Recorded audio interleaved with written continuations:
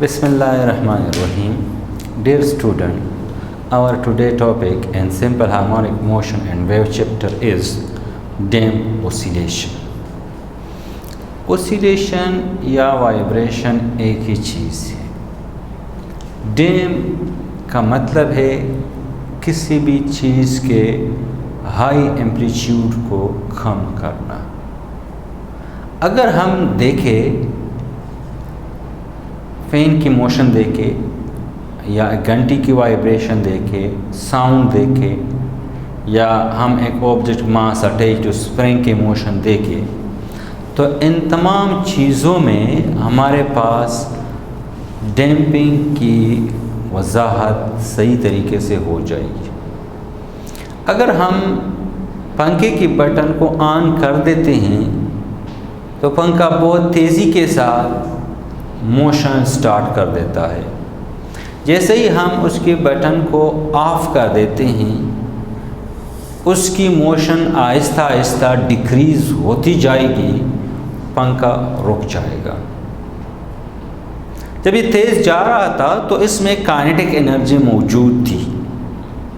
आहिस्ता आहिस्ता इसकी motion decrease हो रही है तो काइनेटिक एनर्जी इसकी डिक्रीज़ हो रही है.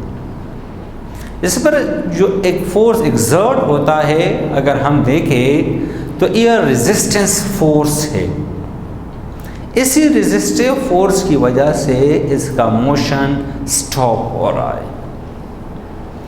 अगर हमें किसी टेंपल जाने का मौका मिले, वहाँ पर बड़े बड़े घंटियाँ होती है, उस घंटी को कोई बजाता है तो तेज़ आवाज़ पैदा करता है.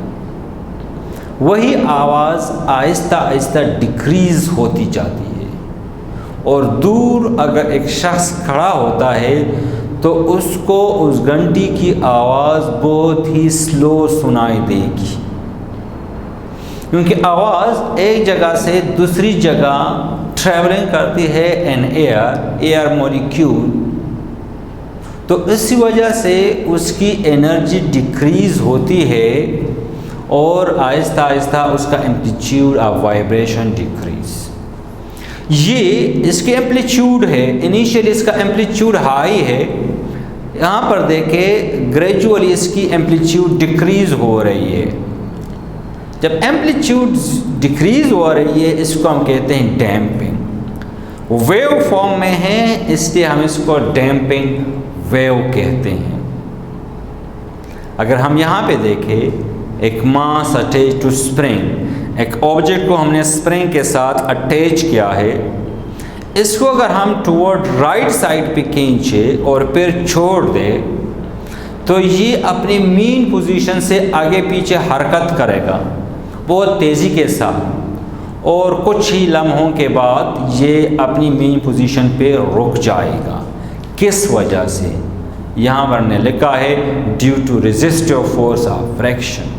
फ्रैक्शन के रेजिस्टिव फोर्स की वजह से एक मुज़ाहमत फोर्स इसको मुहैया करता है, इसी वजह से ये आहिस्ता आहिस्ता रुक जाता है. ऐसा ही कि नहीं कि ये object all in sudden stop होता है और काइनेटिक एनर्जी इज वैनिश, ख़त्म हो जाती है, बल्कि इसकी काइनेटिक एनर्जी डिक्रीज़ होती है, ग्रेजुअली डिक्रीज़ होती है, आहिस्ता आहिस्ता डिक्रीज़ होती है. तो इन के बिना पे हम डैम्प ऑसिलेशन को हम यूँ डिफाइन कर सकते हैं: the effect that tend to reduce the amplitude of vibration is called damp oscillation. वो इफेक्ट जो कि एक ऑब्जेक्ट के वाइब्रेशन को, जो इसके एम्पलीट्यूड को आहिस्ता आहिस्ता डिक्रीज़ करती है, हम इसको डैम्प ऑसिलेशन कहते हैं. या हम यूँ लिख सकते हैं the oscillation in the presence of resistive force is called damp oscillation. वो ऑसिलेशन जो कि रेजिस्टिव फोर्स के मौजूदगी में हो, क्योंकि रेजिस्टिव फोर्स एक ऑब्जेक्ट की ऑसिलेशन आहिस्ता डिक्रीज़ कर रही है. लेट्स सपोज रेजिस्टिव फोर्स नहीं है, हम आइडियल केस लेते हैं. वैसे आइडियल केस प्रेजेंट होता नहीं, कुछ न कुछ रेजिस्टेंस मौजूद होता है. اگر ہم آئیڈیل کیس لے لیں تو جس آبجیکٹ کو ہم وائبریٹ کرتے ہیں it will be vibrate forever, کہ قیامت تک وہ وائبریشنس کنٹینیو رہے گا in the absence of resistive force and other forces. اب ہم ڈیم اوسیلیشن کے اور ایگزامپل کی طرف آتے ہیں۔ ہمارے پاس دو ایگزامپل ہے، بڑے میجر ایگزامپل اوسیلیشن یا وائبریشن کے، پینڈولم اور شاک آبزرور۔ اگر ہم پینڈولم کی بات کرتے ہیں، پینڈولم کل ہم نے ڈسکس کیا تھا کہ پینڈولم کیا ہے۔ یہ ایک آبجیکٹ ایک اسٹرنگ کے ساتھ اٹیچ، یہ اس کی مین پوزیشن، یہاں سے ہم نے اس کو لے کے یہاں پہ لے کے آئے، اس کو چھوڑ دیا تو یہ وائبریٹ ہوگا اس پوائنٹ اور یہاں اس پوائنٹ کے درمیان۔ یہ اس کی میکسیمم ایمپلیٹیوڈ ہے، ایکس ناٹ سے ہم نے ریپرزینٹ کیا ہے۔ یہ پینڈولم جب یہاں سے ہم اس کو چھوڑیں گے یہاں ایکسٹریم پہ جائے گا، واپس آئے گا اس پوائنٹ پر نہیں پہنچے گا، اس پوائنٹ کے بجائے یہ یہاں تک پہنچے گا x1 تک، یہاں سے وائبریٹ ہوگا جائے گا واپس آئے گا x1 تک نہیں پہنچے گا، x2 تک پہنچے گا، یہاں سے وائبریٹ ہوگا یہاں تک آئے گا، یہاں تک حتیٰ کہ یہ مین پوزیشن پہ رک جائے گا۔ اب اس کی وائبریشن کیوں ڈیکریز ہو رہی ہے، اس کی اوسیلیشن کیوں ڈیکریز ہو رہی ہے؟ میجر دو فورسز اس پر ایگزرٹ ہو رہے ہیں، ایک ہمارے پاس ہے ایئر ریزسٹنس فورس، دوسرا ہے گریوٹی۔ کیونکہ یہ آبجیکٹ جب اوسیلیٹ کرے گا from one extreme to the second extreme, بیچ میں ایئر مالیکیول ہے، these air molecule exert force on this object in order to reduce its motion, in order to decrease its energy۔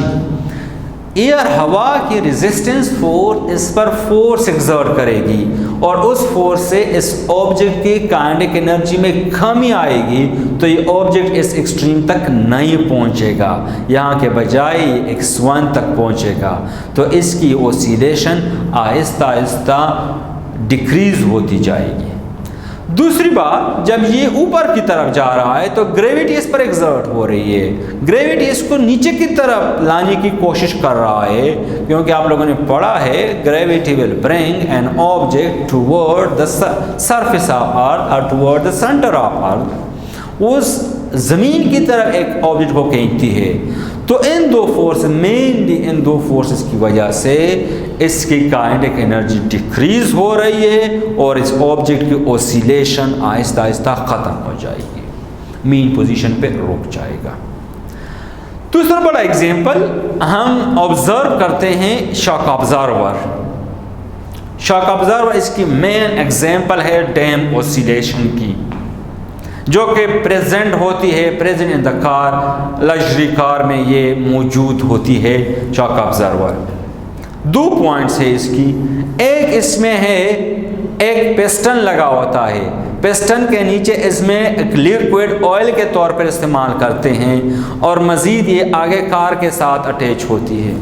تو اگر ہم کسی لگژری کار میں سفر کرتے ہیں اور کہیں پر سپیڈ بریکر وغیرہ آ جائے تو ہم فیل نہیں کرتے کہ یہ کار سپیڈ بریکر کو کراس کر رہی ہے، ہم یوں محسوس کرتے ہیں کہ اسموتھ روڈ پہ مومنٹ کر رہی ہے۔ اس کی بیسک وجہ شاک آبزرور ہے۔